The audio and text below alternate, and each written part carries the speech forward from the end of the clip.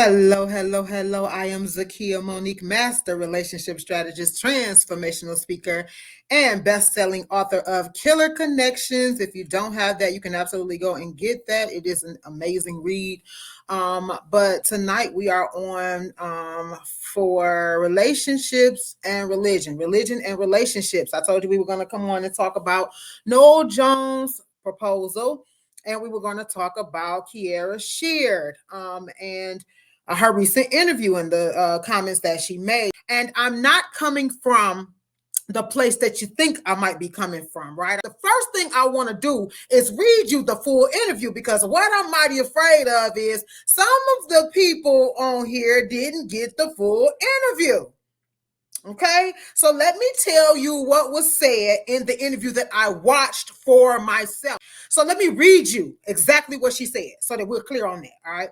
So here's Tashara Jones, Page Six magazine said, I know you said that you're really close with your mom, and I know she gives you advice, and there's like an ongoing rule. My mom tells me the same thing. I'm not married, but once you're married, do not let other women into your household.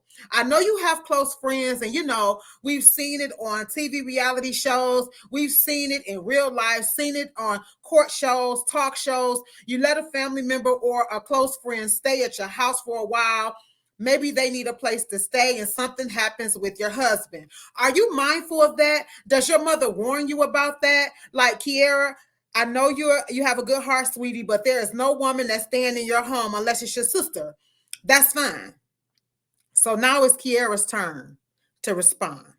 Kierra says, absolutely, Tashara. My mama already, look, my mama already saying, don't have too many people around you. Don't get comfortable. I don't care how you know how good you trust them. I'm very mindful. I'm very careful. I will buy a friend a hotel room before I let them stay at my house. However, I am a prayerful woman to discern the space that I am in. I am very cautious of what purpose I am supposed to serve in this person's life. And so while I'm very prayerful, I'm also always asking God outside of my mom to direct me. In this season, am I supposed to let them into my home? Because we as believers, what we have, we believe that we're supposed to share with others. But I'm not sharing my man. And so since I'm not sharing my man, I have to be cautious with, everything else that I share, as far as with him being there too. So absolutely, that's a lesson that I get. And I think it's a such thing as a balance, which that goes to Tashara, why we have to have wise friends. And then she went on to talk a little bit about friendship and basically saying there has to be a such thing as boundaries. Now, do you all see how many of us took that one little piece? We took that one little piece, right? We took that one small piece that said, I will buy my friends a hotel room before I let them stay at my house. But we didn't take the rest. Because she said, however, I am a praying woman to discern the space that I'm in. I am also very cautious of what purpose I'm supposed to play in this person's life. So I'm prayerful and asking God outside of my mom to direct me. In this season, Lord, am I supposed to let them into my home? We didn't hear that part, right? We all just jumped right in and said, oh, she wrong, or oh, she paranoid. And let me say something. There's some reasons why we did that. And that's what I want to talk about tonight. Okay, I'm going to answer some things from different perspectives, but I want to make a few points. Number one, we have to do a better job of going to the source ourselves. See, like I said, people had contacted me and sent me snippets and pieces of the interview, but I went to the interview. Let me go to the interview to hear from myself out of her mouth. Because what'll happen is, if we did not, many of us didn't hear that other part, the part of however. We didn't hear anything after however. What happens is we will then either believe something about a person because either we don't like them, or either we're dealing with some hurt and some anger ourselves. We start thinking about the time we let somebody stay in our house and they slept with our man, and we start making decisions based on that. That ain't got nothing to do with what that girl said, though. That's your own hurt. That's your own pain. All you got to do is Google. If you want to see the interview, Google Page 6 Interview with Kierras, and it'll pop right up. But you know what? We will not, hear me clearly, we will not pay attention to that. Why? Because we already got some stuff in us that we need to deal with. You hear me? We got some stuff with our own. Because see, that time when that girl stole our man, we pissed. And we'll take what Kierras said and we'll go right on to town with our own pain. So it wasn't hard for us. See, but when I decided I was going to talk about it on my platform, when I talk about something on my platform, because I know that people show up because they respect what I say, and I thank y'all for that, I'm not getting ready to ever say nothing that I ain't heard myself, or I'm going to tell you that. So I went and got the interview for myself, and I typed it up, transcribed it. Did y'all hear me saying ums and uhs? I transcribed everything she said myself, typed it out, so I can bring you what she really said. Because we didn't hear that. All we heard was our own pain. All we heard was that time when our man cheated on. All we heard was that time that girl took our man. But let me help you. Let me help you. Can't nobody take nothing that belongs to you. As my grandfather used to say, it belongs to you. Can't nobody take nothing that belonged to you. And if she took them, let me tell you something else. Personally, I don't like taking out trash. Okay, I don't like taking out trash. I think that's a man's job, whatever. Okay, I'm a traditional hybrid woman when it comes to relationships. But if somebody take out the trash in my house, I'm not going to ask you to bring the trash back. Okay? So most of the time, if somebody took a man from you, he needed to go. God was showing you that he ain't yours. He needed to go. And let me tell you something. When he walked out the door, that was just probably the grand finale. It had already been some stuff. So, number one, we got to learn to go to the source for ourselves. Many of us took what somebody else said or somebody else told us. We formulated an opinion from that. And while we definitely can do it. And if you haven't hit the share button, it'd be a good time to do it. We have the right to do that. But we also have a responsibility with what we say. We have a responsibility. And you have to be careful touching God's anointed. Okay, I'm going to move on from there. So, number one, we got to do a better job of going to the source for ourselves. Number two, it was not hard to believe that she would say that because of the Kojic church mentality. Well, I'm going on in tonight. Pray my strength in the Lord. Because hear me clearly. I'm going to say this, and this don't mean everybody in Kojic, but there is a very, very, very strong mentality in Kojic that does not hold men accountable, but will tell a woman what all she need to do. They will counsel a woman from the end on how not to be divorced. He gonna change one day. They will tell a woman on how to deal with stuff, but they will not talk to that man about how to quit putting her through stuff. They will tell a woman, make sure your dress go down to your ankles, make sure your shirt buttoned up to your neck, make sure you don't wear no makeup because you don't want to be distracting to the man. And let me tell you something. That is true. We don't want to be a distraction. But hold it. Hold it now. Hold it. Now let me tell y'all what happened. About 10 years ago, maybe 10 years. Yeah, I think it was about 10 years ago. I just got on Facebook. And I was on Facebook, and this young lady said she was complaining. She was complaining about a young woman who had come to the church, and she was dressed scantily clad. Okay, scantily clad. She had little or nothing on. She had a couple pieces of material on. Okay, a couple pieces of material sewed together, and that's all she had. And I asked if this woman was a regular member of the church. She said no. Now, this is the woman who complaining. Okay, so we're going to call her Sister So-and-so. Sister So-and-so on Facebook complaining about this lady who came to church. So I asked Sister So-and-so, I said, Sister So-and-so, is she a regular member at your church? She said, no. I said, well, Sister So-and-so, do you know if that woman have anything else that she can wear? Sister So-and-so said, no, but then she proceeded to say, but she should know better because it's church, and I don't want her around my husband like that, tempting him. I asked one more question. I said, Sister So-and-so, did you offer to take her to go get something to wear? She said, no. And I proceeded to tell Sister So-and-so that, we got to catch the fish before we clean them. We got to catch the fish before we clean them. See, the reason why so many folks don't even darken the door of the church is because before you can get in there, they already telling you what's wrong with you. And you like, baby girl, you ain't even convinced me that this is the right place for me to be. And I'm going to go ahead and take a sip out of my mug. Shout out to my girl TD who made me this mug, because I'm gonna take me a sip on that one. Because many times people don't show up to the church because they don't get the help that they need before somebody tearing them down. Okay, I've watched it happen with my own eyes. You tear them down, you got to catch the fish before you clean them. You ain't asked that girl, does she have any other clothes? You ain't offered to take that girl to get no more clothes. You ain't offered to mentor the girl. You just assumed that she didn't need to be by your husband dressed scantily clad. My first question is, what does that say about the trust you have in your husband? Here's where I take the sip.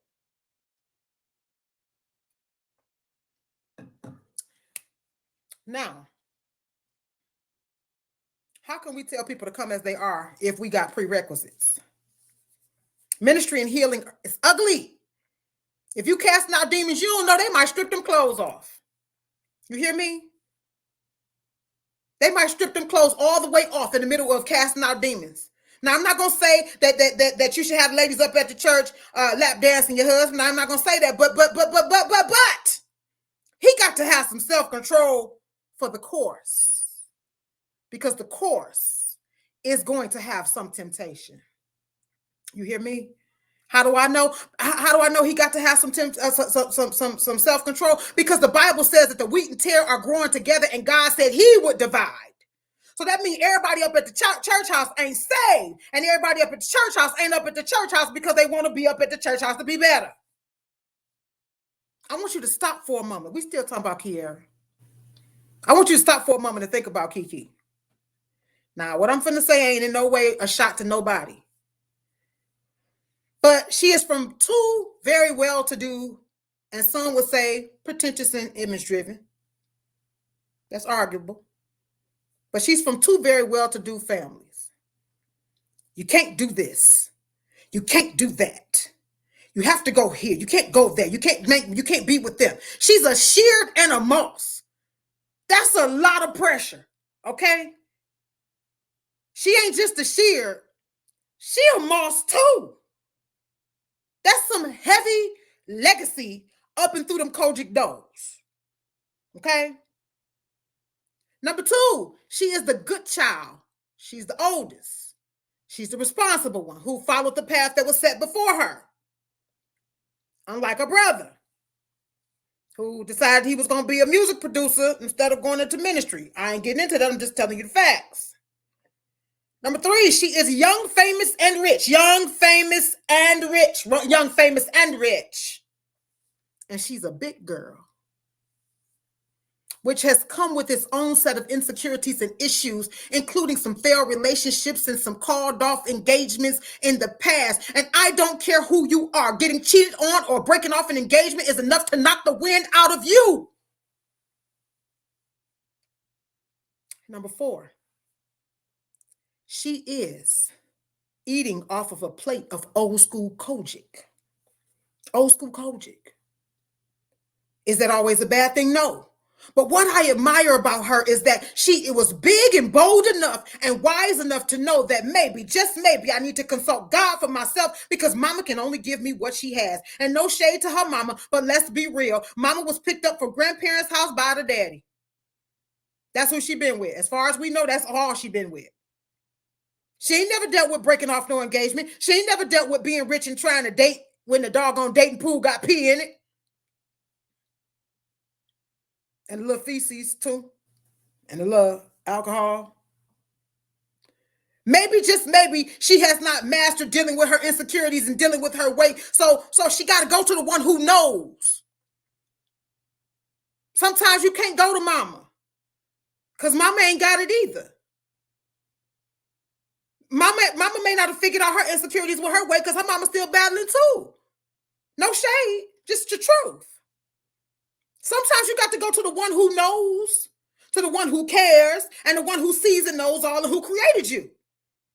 So I appreciate it. And it was a must that I came to tell you the part that she said today when she said, however, I go to God to ask him, am I supposed to let them in my house? So maybe she is holding on to this one for dear life. Maybe she is. But if she doesn't charge him with being accountable, it is because of the old Kojic mindset that we have to do every and anything not to tempt our men. Not to tempt our men. Every and anything not to tempt our men. But my question to the Kojic church is, when will we charge men with having some self-control too? Because is that not a fruit of the spirit? Is that not a fruit of the spirit? Temperance is a fruit of the spirit, and the Greek word is enkrateia. Okay, I'm probably messed that up. And that word means strength, not a physical strength, but an inward strength that helps us to make the best choices. So if God tells us to have this, who had the authority at the Kojic church to dismiss the men from it? Anybody? Who at the Kojic church decided that, oh, well, guess what? God said that we had to have temperance, but Kojic men, you're exempt. Who made that executive decision so I could tell the Lord? Who? I'm just checking, because temperance is the fruit of the spirit that we all are charged with having. So was they fasting that day? They didn't want no fruit that day? They're not exempt. So yes, while we need to be less distracting, there are some women that can't hide their backside if they wear a tent. Do you hear me? This is the booty age. I don't know if it's the chicken wings or the ramen noodles, but before women start going to get their butts injected, these little girls, I'm telling you, little hiney's plump, little boobies up. At the end of the day, you got to have some self-control, sir. And ladies, you cannot charge the woman with everything. We will beat a woman down. And you know what we'll say about him? He was just being a man. What? No, he wasn't. Because a man is accountable. A man is responsible. We need to check what our definition of man is. A man is accountable. He's responsible. A man exercises self-control. He ain't perfect, but he accepts his responsibility. So what is your definition of man? If he just doing what a man do? No, he just doing what he want to do. He's just doing what a boy does. He's just doing what a male does, but he's not doing what a man does, because a man holds up to his commitment. I'm just saying. So we got to hold them accountable. Got to hold him accountable, because it's not just he's just a man. Now let me get to the next question. Can a woman stay at my house? Because that was what the big issue was. Can a woman stay at your house? It depends. Okay, this is for me. It got to be for you. It depends. Some people say ain't no woman staying in my house, but let me tell you what some of the mindset is behind some things. Can a woman stay at my house? It depends. Okay. Now, my sister, she ain't gonna be outside unless my wisdom and discernment say so. Okay, my sister is on drugs, and my sister got a little problem with her hand touching stuff and it's sticking, and then she take it out the door. Yes, sis. You be stealing. Okay. If you stealing, sis, we can't rock with that. So there are certain things that we have to be wise about and discern and all of that type of stuff, and I get that. We have to be led by the Spirit. That's why God told us that. All right. God knows the heart of man. He knows the inward that we cannot see. If God says yes and something goes down, we got to trust that maybe God was trying to show you something, because sometimes we don't pay attention in private. And so he'll say, I'll show you in public. Okay. Now, if there was difficulty, I wouldn't, if in my mind, I don't think, first of all, I'm not going to invite nobody into my house that I think would sleep with my man. Like, that's not rocket science to me. But my thought initially when I say another woman coming into my house, it's not about her sleeping with my man. It's really about the issue with two women living together. Now, I didn't hear a lot of people talking about that. We got a problem, Houston, because feminine energy in the home gets real weird. Okay. And it's the same with masculine energy too. But feminine energy in the home gets a little weird. Things, if you think about it, things get complicated when the chess game got two queens, don't it? Anybody? See, here's my thing. When another woman comes into your home, usually that woman 9 times out of 10 has had her own home before. So she runs her home a certain way, you run your home a certain way. And somewhere along the lines, she gonna forget that this ain't her house. And then we're gonna have some problems. See, like I said, the chess game gets a little interesting when there are two queens on the board, but as long as there's one queen on the board, everybody cool. Okay. So my concern would be more about the feminine energy. See, this is also why, because two women make things very interesting, because it's a lot. That's a lot. Two women can't run one home, and it can't be two kings to a castle either. So that's where it gets really interesting, because who gonna stand down? Not I, says this here belongs to me. Okay. And if I got to keep telling you we ain't equal, if I got to keep telling you that this is my house, then so my initial thought wasn't even about sleeping with my man. My initial thought was about we gonna bump heads about how things are supposed to be and how things are supposed to run. Okay. Now I want to also talk about this other issue. People tend to think that women coddle their sons and dog their daughters, and in some unhealthy settings, this can be true, because many women do cling to their sons for male companionship and relationships that they don't have, and then they start to see their daughters as competition instead. That's an unhealthy setting. But in a healthy setting, there can be problems and challenges as well, and let me tell you why. In a healthy setting, sometimes the feminine energy starts to collide, and for the sake of the relationship and sanity, somebody got to go. So sometimes when your daughter gets to a certain age, when there becomes an issue, she got to go, because that's feminine energy colliding. It ain't that I don't want my daughter, or the person don't want their daughter there. No, sometimes that energy collides. You understand? It collides. Now, so I just want to clear that up. We always say that the women coddle the boys, but the boys don't give us the same level of energy as our daughters do. Oftentimes our daughters try us. Our sons don't. Our sons be mom. They, our daughters tend to try us. The boys try their daddy. You see what I'm saying? And then that's where the masculine energy comes in, and somebody got to go. Right? So it's the same thing. But the problem is, the reason why it looks bad for the mothers is because, and I had to say this because it really irritates me when people say that women are harder on their daughters than they are on their sons. First of all, I'm not supposed to be my daughter's first example of love. I'm her first example of womanhood. Totally different. Do I love her? Absolutely. But I am not her first example of love. I am her first example of womanhood. And so I need you to understand that, no, in a healthy setting, I'm not talking about the setting where the mother is trying to, lean on the son as her husband. No, I'm talking about in a healthy setting where the mother is healthy. Usually, oftentimes, the reason why the fathers don't catch a bad break for this is because they're not there in the house. So think about it like this. You have the father and you have the mother, right? Typically, in a two-parent household, this is how it goes. Father is the first example of love for the daughter. This is why most girls have their fathers wrapped around their finger. She's the first example of love. Mother is the first example of womanhood. So mama is usually a little harder on the daughter, but daddy is there to smooth and balance it out because he coddles her. Mom, when the son comes, mom is his first example of love. Dad is his first example of manhood.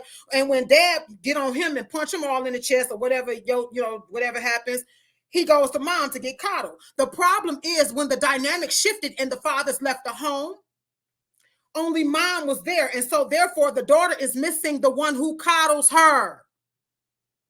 It's not our job to coddle her per se. Nurture, yes, but not coddle. That's daddy's job, but he ain't there. So the woman gets a bad rap because she's there to coddle the son and to give the daughter the first example. But guess what happens? Dad's not there to coddle and to lay it out and even it out.